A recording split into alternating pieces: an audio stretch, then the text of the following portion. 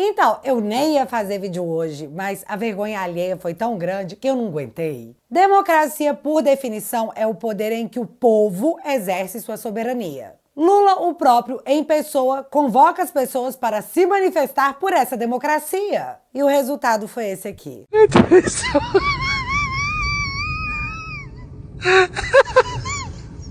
Atravessou a mensagem. O tamanho retumbante do fiasco tem número. 1.200 pessoas acompanharam o ato político convocado por Lula. E você sabe o que isso significa? Que a narrativa de "estamos salvando a democracia" não pertence ao povo, mas é muito divulgada pelo desgoverno, pela Suprema Corte e pela TV estatal não oficial. E só. E aí, meus amigos? Bom ou não? Cara, esse evento foi tão flopado que pareceu ser organizado por um bolsonarista só para expor a esquerda a chacota e a humilhação. Mas tá, o 8 de janeiro, que se transformou num PT Palusa, foi a sequência perfeita do anúncio do Mark Zuckerberg. E eu vou explicar direitinho a ligação entre esses dois fatos. O choro, o ranger de dentes, ameaças e discursos políticos em volta dos dois temas vai ser a base do vídeo de hoje. Eu pretendo mostrar não só como os poderosos estão desconectados da realidade do povo, mas que a hecatombe foi tão visual que nem a mídia passou pano. Ao entregar a Janja isso, fica complicado. Eu vi ali a cara do Lula não está boa. Não está boa. Você imagina o seguinte, o Lula chamou pessoalmente as pessoas para esse ato. Falou, etc e tal. Se o ato ficar esvaziado, é uma derrota para ele. Não é só da Janja, do cerimonial, do ministro da comunicação, do que saiu e do que entrou. É uma derrota para o Lula. E uma derrota por incompetência e por falta de articulação política. Articulação política. E é isso que tem que marcar essa segunda fase do governo Lula. E é isso que vai definir, por exemplo, a reforma ministerial. E aí está na hora do Lula colocar um frio na própria esposa. A gente está vendo aqui, essa expectativa de descer a rampa, tá tudo muito vazio por lá, muito vazio, como a gente disse. Como disse o nosso repórter há pouco, tem um punhadinho de pessoas lá do lado de fora, dentro das autoridades ali, mas nem todas as autoridades, como você disse. E sobre esse dia 8, eu faço questão de ressaltar que eles estão comemorando a democracia que foi salva, enquanto pessoas foram presas sem nenhuma prova contra elas. E isso não vai ser esquecido. Sem mais delongas, após essa introdução gigante, separa o omeprazol, tenta ficar confortável e bora lá.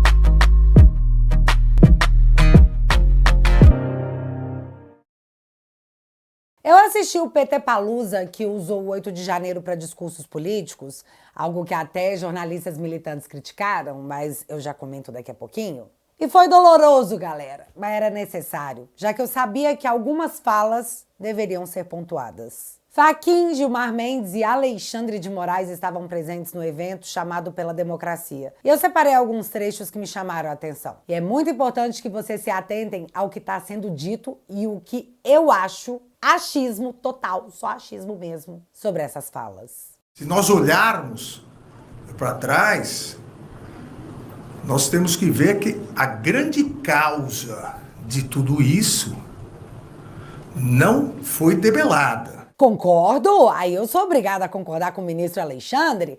Eu não sei se os meus motivos serão os mesmos que os dele, mas eu sei o que deixou o povo com o coração peludo. STF confirma a anulação de condenações do ex-presidente Lula na Lava Jato. E isso se deu porque o Fachin, após o trânsito em julgado, considerou que o Moro não era o juiz adequado para julgar o caso do Lula. O problema é que antes do Fachin decidir que Curitiba não era o foro adequado, ele, o próprio Fachin, já havia rejeitado por ao menos 10 vezes o pedido da defesa do Lula para retirar o caso de Curitiba. O que, segundo a Folha de São Paulo, levou especialistas a entenderem que a decisão demonstrava um viés político. E o resultado disso foi que a demora do Fachin em apontar Curitiba como local inadequado para transitar o inquérito, o que permitiu que o processo corresse por anos, gerou a prescrição do ato. Ou seja, quando o processo chegou ao local que o STF entendia que deveria ter sido julgado, já não tinha mais prazo para a punição do crime apontado. Então, o processo foi arquivado. E assim acabou. Fim. Esse foi o início do movimento que levou o Bonner a dizer em rede nacional que o Lula não devia nada à justiça desse país. A sensação era que um nariz de palhaço foi colocado à força na cara da população. E doeu. Se doeu. Eu também poderia citar aqui as dezenas de decisões ao longo dos anos do governo Bolsonaro que mostravam que a corte não nutria nenhuma simpatia pelo presidente, né? Mas eu acho que nessa democracia que foi salva, fazer isso pode dar cadeia, então melhor não. Mas enfim, esse eu sei que foi um fato que gerou um dos maiores climas de instabilidade no país. Mas eu não acho que é sobre isso que o ministro está falando. Vamos ver do que se trata. A grande causa de tudo isso não foi nem regulamentada. Ah, olha só ele dando a dica. A culpa de todos esses descontentamentos políticos no Brasil não foi nem regulamentada. Ainda, né? Ainda não foi. Aí você já matou a charada, né? Afinal, ele deu uma mega dica. Tudo isso surgiu a partir do momento que no mundo, não só no Brasil, a partir do momento que no mundo, extremistas, e principalmente extremistas de direita, radicais de direita, se apoderaram das redes sociais para nelas, ou com elas, instrumentalizarem as pessoas. Interessante que aí ele diz exatamente qual é o problema. Principalmente, ou seja, sobretudo a direita extremista, a direita radical, que está usando as redes sociais para instrumentalizar as pessoas. Eu posso explicar esse fenômeno aí, é muito mais simples do que parece, mas antes eu preciso comentar essa coisa de extremista. Eu sou extremamente contra o comunismo, assim como sou contra o nazi. Duas ideologias que tiraram a vida de milhões e milhões de pessoas ao longo da história sob o mantra de igualdade social. Mas sobre o comunismo, Fidel era bilionário e Maduro come carne com ouro. Ambos, para se manter no poder, se tornaram ditadores e censuraram seu povo, em nome sempre de um bem maior. E isso para ser mais recente na história e não entrar na Revolução Russa ou na Grande Fome de Mao Tse-tung. Logo, eu sou extremamente contra o comunismo. Isso me torna uma extremista? E eu sei que o ministro Alexandre acha que o comunismo é algo imaginário. 99% das pessoas que falam nem sabem o que é comunismo. 1% que sabe que não existe mais comunismo. Mas Eu sou comunista, graças a Deus. Acho que essa já é uma resposta para ti. Nos acusa de comunistas, achando que nós ficamos ofendidos com isso. Nós ficaríamos ofendidos se nos chamasse de nazista, de neofascista, de terrorista, de comunista, de socialista, nunca. Isso não nos ofende.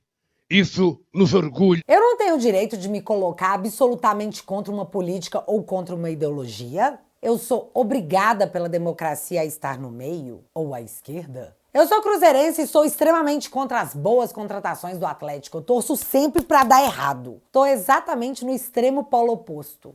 Então eu sou uma radical? E isso vale pra muitas coisas na vida, tá? Os vegetarianos são extremamente contra o consumo de carne. E até ontem eu achava que tudo bem, que era direito meu, mas agora isso me torna uma espécie de criminosa digital. Eu sou extremamente contra as políticas públicas do PT.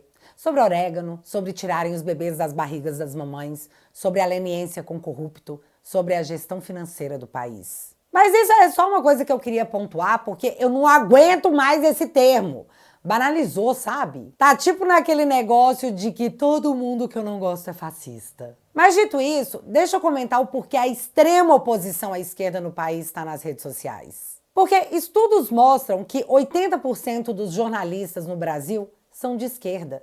E eles estão nas TVs e nos jornais produzindo todas as matérias. Eles são extremamente contra as ideias da direita. E observar isso deixou claro que o jogo estava muito desigual. A classe cultural do nosso país fez um escândalo e até uma música ridícula que circulou em todos os locais pedindo que a Amazônia fosse salva porque o Bolsonaro estava queimando ela. Galera, foi feito um escândalo mundial sobre o fato ao ponto do Macron usar uma foto velha para alertar o mundo que a Amazônia queimava no governo Bolsonaro. Em agosto de 2024 foi relatado o recorde de queimadas na Amazônia com um corredor de fumaça que atingiu 10 estados. Mas como o governo era do Lula, os jornalistas se resumiram a dizer que era culpa das mudanças climáticas. Já a classe artística não falou nada.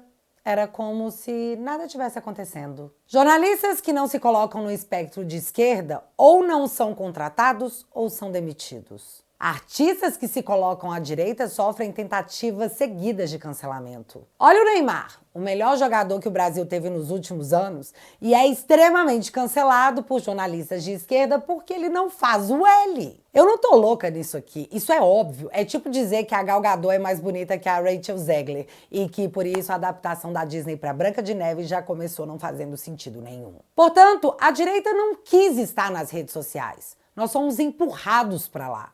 Foi o que sobrou. O problema é que a população brasileira mudou. Os jovens mudaram. Graças a Deus. Não é mais a Globo que escolhe o próximo presidente da República. Não é mais o editorial do Estadão que vai derrubar o político do cargo. E isso é tão real, já que, se ainda fosse assim, o próprio ministro Alexandre estaria com o pé fora do Supremo, já que, enquanto ele jura que está agindo assim para salvar a democracia, o Estadão faz um editorial o chamando de o Supremo Delegado. E o jornal afirma que a concentração de inquéritos no gabinete do ministro não pode ser considerado normal em um Estado democrático de direito. O brasileiro assistiu ao ato flopado e altamente politizado na esplanada dos ministérios e não apoiou, tanto que não compareceu. Não só o povo não compareceu, como nem o Pacheco botou o pé lá. Mas a Rede Globo estava lá para passar pano e dizer: sim, teve um tom político de um governo, mas a data é muito mais importante do que apenas eleições e política. A gente está falando de democracia. Sim, um ato pela democracia teve tom político, mas a gente está falando de democracia, né? Vamos focar nisso. Será que é difícil de entender que as pessoas enxergam isso? Que esse tipo de comportamento leva à perda de credibilidade? Que um jornalismo sem credibilidade acaba? Que ignorar a inteligência do telespectador não dá bom? Que forçar a sua ideologia goela abaixo das pessoas fazem elas desligarem a TV a ponto da Globo registrar a pior média mensal em dezembro da sua história? E enquanto isso, as pessoas podem a qualquer momento abrir uma rede social, qualquer uma delas, e escolher o que quer assistir, escolher o que querem consumir. Elas seguem suas preferências, suas tendências, suas afinidades. E lá, nesse lugar que fomos obrigados a estar, elas encontram a direita. E eu sei que vocês não estão acostumados com isso, porque até pouco tempo atrás, a direita era o PSDB, e a Veja estampava em sua matéria o incrível caso do país sem direita.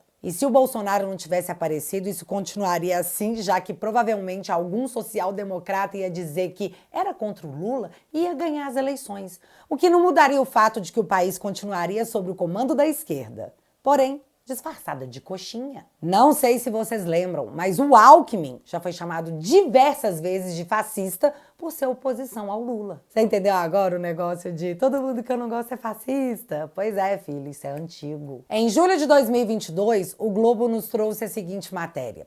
Pesquisa aponta que o dobro dos brasileiros se diz mais à direita do que de esquerda. Já que a direita tomou as redes sociais por ter sido impedida de existir em outros lugares, o engajamento explodiu. Uma população carente de informação sem o lampejo ideológico de esquerda encontrou o local que há tempos lhe fora negado. Sim, a direita é maioria nas redes sociais. E agora ela se torna o maior problema a ser combatido no Brasil. Simples assim, viu? Não foi difícil de explicar e aposto que não foi difícil de entender.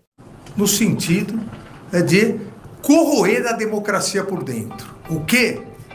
Esse novo populismo extremista digital faz é corroer a democracia por dentro, fingindo que são democratas, fingindo que defendem a liberdade e não por outros motivos, são as duas palavras mais utilizadas por esses criminosos, liberdade e democracia. Pausa aqui para 2 pontos. O primeiro é que sim, liberdade a gente pede pra caramba, mas democracia não. Democracia é o outro lado que repete exaustivamente e usa essa palavra, democracia, para justificar todas as atitudes que tomam. Então, calma lá que eu usou isso aqui praticamente em todo o vídeo. Mas com todo respeito, viu? Com todo respeito. Sobre o populismo extremista digital na intenção de corroer a democracia. Bom, foi o Tachad que jurou que ia anunciar um corte de gastos, anunciou mais despesa pública, fez o dólar explodir, a bolsa cair e depois culpou não só o mercado, como também o Google, o que levou a plataforma a não mais exibir a cotação do dólar no Brasil. algo insano, mas que, em nome de salvar a democracia, foi super bem aceito. E todo mundo sabe, se uma crise financeira se instala, o governo não resiste. Isso é quase bíblico. Fingindo que acreditam na liberdade, fingindo que acreditam na democracia. Aí eu concordo de novo. Eu sou obrigada a fingir que eu acredito em liberdade. Já que eu fiz um vídeo em 2022 dizendo que o Lula apoia ditaduras. E hoje estamos vendo o Lula mandar representante para a posse do ditador Maduro. E eu fui processada pelo escritório do Zanin, advogado do Lula à época, e que hoje é ministro da Suprema Corte após a sua indicação, porque eu estava espalhando fake news na internet. Agora, sobre fingir que eu acredito que estamos numa democracia, bom, eu não tenho autorização legal ou policial para discordar da atual democracia. Portanto, algumas pessoas acabam fingindo que acreditam mesmo. Isso aí é super real. Eles querem voltar à lei do mais forte. O capitalista mais forte manda. A minoria privilegiada manda. Contra o direito das minorias, contra o direito das mulheres, contra o direito dos negros. Não por outros motivos. O discurso racista, nazista, misógino, esses discursos de ódio voltaram. Porque é essa liberdade que eles defendem. Bom ponto, ministro. E eu faço questão de ilustrar um por um. Sobre discurso racista... Então ela vai batucar alguma coisa, porque uma afrodescendente assim gosta de um batuque, de um tambor. É impressionante, eu não tinha noção que no Rio Grande do Sul tinha tanta gente negra. E no Fantástico apareceu muita gente, eu falei, não é possível. E aí a gente me falou, é porque são os mais pobres, e porque moram nos lugares mais arriscados. Sobre discurso nazi, então, você lembra quando o Lula decidiu dizer que Israel estava fazendo uma espécie de holocausto e gerou uma mega crise diplomática e o Lula foi criticado no mundo inteiro, tipo, inteirinho? O que está acontecendo na faixa de Gaza com o povo palestino não existe em nenhum outro momento histórico. Aliás, existiu quando Hitler resolveu matar os judeus. Agora sobre esse negócio de discurso misógino. Por isso que eu sou um amante da democracia. Não sou nem marido, eu sou um amante da democracia, porque a maioria das vezes os amantes são mais apaixonados pela amante do que pelas mulheres.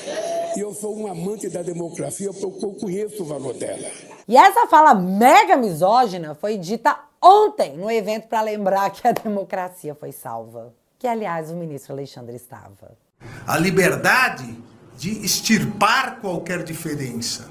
A liberdade de comandar e mandar nos demais sem qualquer restrição. Ah, entendi. Extirpar, você disse, né? Então essa gente que renasceu no neofascismo colocado em prática no Brasil tem que ser extirpada. E nós vamos ser muito duros com essa gente para eles aprenderem a voltar a ser civilizados. Comandar e mandar nos demais sem qualquer restrição? Foi o que o ministro disse? Tava tudo bem, falava, não tá tudo bem, só vai estar bem quando eu foder esse muro. Risada. Não se corta a palavra foder aqui. Jornalista É quando eu falava assim, olha, quando eu tô aqui para me vingar dessa gente. Sabe? Eu falava todo dia que ele visitava lá, se prepare. Entrava um delegado, eu falava a mesma coisa, se prepare. Se prepare. Pois é, o Delanhol, um deputado eleito, foi cassado. E eu não vou nem entrar no detalhe absurdo que gerou a sua cassação, porque eu acho que o ponto aqui ficou claro. E é esse hoje o desafio. O desafio no Brasil e o desafio no mundo. O desafio de não permitir que esses gigantes conglomerados, que são as Big Techs, com seus dirigentes irresponsáveis por achar que por terem dinheiro podem mandar no mundo, o desafio de regulamentar, responsabilizar. Pelo resto do mundo nós não podemos falar, mas pelo Brasil eu tenho absoluta certeza e convicção que o Supremo Tribunal Federal não vai permitir que as Big Techs, as redes sociais continuem sendo instrumentalizadas dolosa ou culposamente, ou ainda somente visando lucro, instrumentalizadas para ampliar discursos de ódio. Então o desafio para o ministro é regulamentar as Big Techs, as redes sociais que abrigam a direita no Brasil. O negócio é que a regulamentação é matéria do Congresso Nacional, que foi eleito já sob o despertar dessa direita que nasceu no Brasil nos últimos anos. E esse Congresso está atento às propostas que chegam à casa visando tal bem maior. Vale lembrar que o PL 2630 voltou à pauta já em abril de 2024 e teve a urgência da votação aprovada. Porém, quando o Lira percebeu que o Congresso iria votar contra o projeto, ele recuou. E isso só aconteceu porque a pressão nas redes sociais foi imensa, foi intensa. O povo, verdadeiro representante da democracia, deixou claro que não queria aquele projeto. E isso por si só já é o Congresso legislando sobre o tema. O povo não quer, então não vamos fazer. Afinal, eles são nossos representantes. Ou não são? Dentro do 2630 tinha de tudo, de grana para artistas até para jornalistas. Afinal, as redes sociais estão acabando com a TV aberta, local onde a esquerda é majoritária. Você consome o que quer, onde estiver, e rede social é de graça, além do anúncio ser mais barato e mais efetivo. Só que na internet, a esquerda não pega. E isso nem é segredo para ninguém. Paulo Pimenta acabou de ser demitido, gente. E é por isso que foi dito em alto e bom tom. A esquerda vai continuar sendo massacrada nas redes se não regularmos, afirma Gleisi Hoffmann, presidente do PT. Eles acreditam ou fingem acreditar que a culpa da esquerda flopar na internet, que é a nova praça pública, é o algoritmo. Que o tal algoritmo beneficia a direita no país. Tá. Continuando. Então, a solução para a esquerda parar de apanhar nas redes é a regulamentação. Foi o que ela disse. E fica tranquila, Gleisi. Isso ficou muito claro. Só que o Congresso não vai deixar isso acontecer porque os seus eleitores, o povo, a democracia personificada, não vai deixar. E é aí que Alexandre avisa que beleza, o STF, uma corte que deveria discutir apenas a Constituição, vai fazer. Aqui no Brasil, a nossa Justiça Eleitoral e o nosso Supremo Tribunal Federal, ambos já demonstraram que aqui é uma terra que tem lei. As redes sociais não são terra sem lei. No Brasil, só continuarão a operar se respeitarem a legislação brasileira, independentemente de bravatas de dirigentes irresponsáveis das Big Techs. E aqui o Alexandre está claramente fazendo referência ao discurso do Mark Zuckerberg, chamando de bravata de um dirigente irresponsável o anúncio de que a Meta, e aí você entende o WhatsApp, Instagram e Facebook, não mais irão aderir às agências de checagem, já que elas se tornaram atores de viés político, contribuindo para a censura e para a queda da liberdade no mundo todo. Mark também citou não só o governo Biden como um agente que pedia censura, como jogou no ar que cortes secretas da América Latina também atuavam para limitar a circulação de informação. E menino, eu nunca tinha visto uma carapuça servir tanto. O exemplo do que acontece com Big Techs que não se curvam à vontade dos ministros, e aqui eu não estou sendo leviana em dizer isso, já que o Twitter recusou uma ordem vinda do ministro Alexandre e acabou derrubado pelo próprio ministro Alexandre, e na sequência com o apoio dos demais ministros da Suprema Corte. Então tudo é muito claro, nós já banimos o Twitter, fica aí a dica. Abre aspas para um trecho da matéria da CNN. Essa ala do tribunal acredita que, se no futuro houver eventual alteração das diretrizes da plataforma também no Brasil, o STF poderá dar uma resposta similar à que foi dada na rede social de Elon Musk. Fecha aspas. E galera, enquanto tudo isso acontece, o Zé Dirceu, condenado por diversos esquemas de corrupção, após também ter suas penas anuladas, está pensando se em 2026 ele vai concorrer para deputado federal. Sérgio Cabral também tem o mesmo plano. E nesse dia 8 de janeiro, em que as redes sociais foram colocadas como as maiores vilãs da democracia, ninguém fez pio sobre os jovens que perderam suas vidas por errarem o caminho e irem parar em áreas dominadas por facções. Ninguém achou importante falar que a democracia está ameaçada por jovens perderem suas vidas, por fazerem gestos como paz e amor em fotos, também em regiões tomadas por facções. O dólar disparado, a inflação corroendo o salário do pobre. As cobranças de impostos, as pessoas morrendo sentadas nos hospitais em meio ao anúncio da criação de uma nova estatal. Nada disso abala a democracia. Só as redes sociais mesmo. E esse é o lugar que o Brasil se encontra ao celebrar que a democracia foi salva, com um post do Gilmar Mendes onde ele diz o seguinte, abre aspas. Hoje faz 2 anos da tentativa golpista fracassada que resultou no Dia da Infâmia, expressão da sempre ministra Rosa Weber. As investigações avançam e os envolvidos já começaram a ser responsabilizados sob o primado do devido processo legal. Fecha aspas. Sobre isso, 2 matérias e um áudio. Denúncias de 8 de janeiro ignoram condutas individuais e têm redação idêntica. Ou seja, foi um copia e cola para todos que estavam lá. Conduta individualizada não existe, porque é uma democracia relativa pujante. E emendando nesse fato, 8 de janeiro, quem são e quanto tempo ficaram presos os 4 moradores de rua que agora foram absolvidos pelo STF? Para quem ficou curioso, mais de 1 ano. Agora um áudio do senador Alessandro Vieira. Áudio do ano passado, é verdade, mas em que ele diz o que pensa sobre senhoras condenadas a 17 anos, sobre a mãe de 2 crianças pequenas presa há quase 2 anos por escrever de batom numa estátua. A situação do ministro Alexandre de Moraes ela é muito particular. O ministro Alexandre ele tem uma postura de justiceiro. Ele vem aplicando uma justiça de vingança. Isso é muito claro. O tamanho das penas aplicadas, a falta de uma distinção entre comportamentos. Eu não tenho como justificar no direito brasileiro, do ponto de vista de proporcionalidade de pena, a dona Maria que invadiu um prédio público pegar 17 anos de cadeia.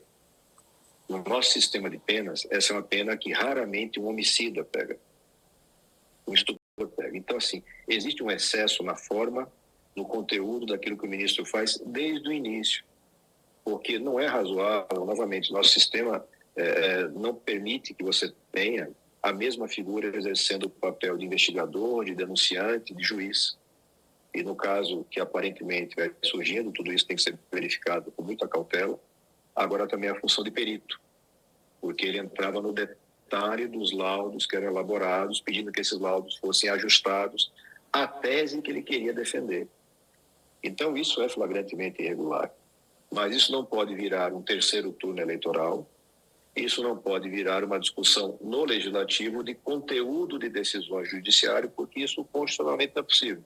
Então a gente tem um dilema aí, de ter que encontrar ferramentas para botar de volta na caixinha esse monstro autoritário que surgiu e que vários segmentos da sociedade brasileira validam hoje, com pretexto da defesa da democracia. E pelo amor de Deus, essas palavras são do senador Alessandro Vieira, que por sinal de bolsonarista não tem nada. Mas foi o 8 de janeiro, viva a democracia relativa que foi salva e o atual Estado Democrático de Direito. E já que você ficou até aqui...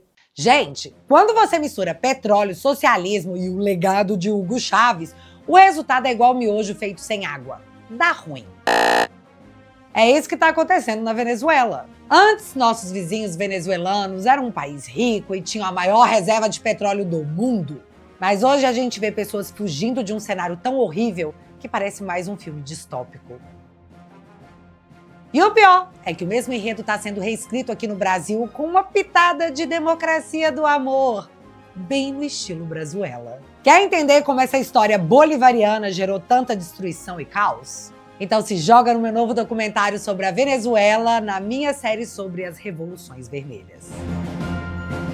Você vai ver como essa história de Chávez e Maduro começou e pior, como ela ainda continua. Porque, meu amigo, se nada mudar, nós seremos a próxima temporada com Brazuela. Esse conteúdo exclusivo já está disponível para você assistir na Família Te Atualizei. Assinando o meu site agora, você terá acesso a todos os meus documentários sobre as Revoluções Vermelhas, incluindo esse novo sobre a Venezuela. E há vários outros conteúdos exclusivos que costumam desagradar bastante a nossa linda democracia do amor. Toque no link fixado aqui no primeiro comentário e entre agora para a família. Juntos, você sabe, a gente é mais forte.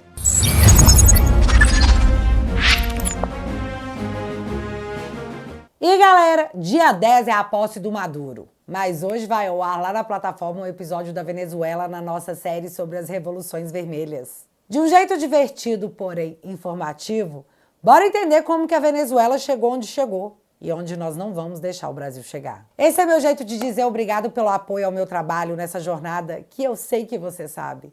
Tá apenas começando. Se você quiser e puder, eu vou deixar o link fixado aqui no primeiro comentário e desde já, muito obrigada. Mas agora eu quero saber de vocês. Alexandre de Moraes terá coragem de derrubar o Instagram e começar a revolução das blogueirinhas? Vocês já imaginaram a cena? Me conta aqui nos comentários que eu quero saber. Se você ainda não é inscrito aqui no meu canal, meu amigo, se inscreve e deixa seu like, porque você já sabe. Acontecendo alguma coisa de relevante ou irrelevante, a gente volta. Beijos, galera. Fui.